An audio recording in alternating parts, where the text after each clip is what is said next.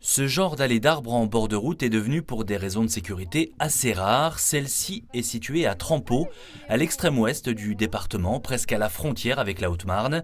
Elle a failli disparaître en 2005 et elle a finalement été sauvée par l'association Allée Avenue Allée d'Avenir, qui a défendu ici l'intérêt patrimonial.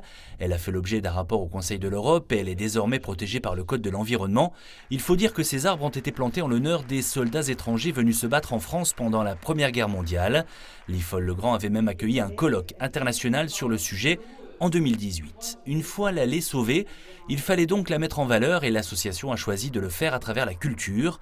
Elle a donc lancé, à l'occasion des Journées européennes du patrimoine, un observatoire artistique. Très souvent, on voit les arbres uniquement comme un patrimoine naturel et les allées d'arbres sont vraiment un patrimoine naturel et culturel en même temps et paysager.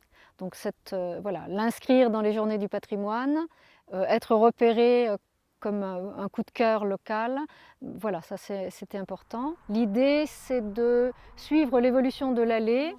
Ce sont des frênes qui sont atteints de calarose, donc calara, un champignon. On sait qu'ils risquent de dépérir. Donc c'est de suivre de manière sensible leur évolution au fil des ans par des artistes français ou internationaux. La première artiste est française, il s'agit de Constance Fulda qui travaille depuis des années sur les arbres. Elle a réalisé plus de 1000 empreintes comme celle-ci, une sorte de carte d'identité naturelle.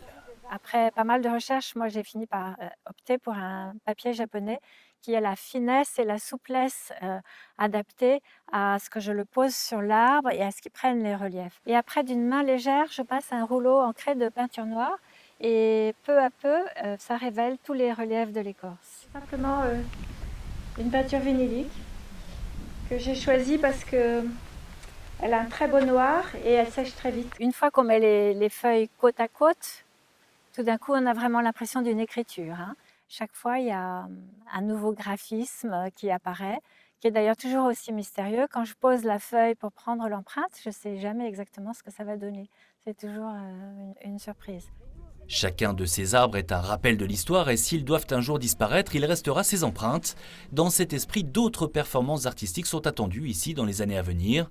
Les œuvres seront d'abord présentées sur le net, mais un jour peut-être la commune de Trempeau et l'association Allée Avenue les présenteront dans une galerie dédiée.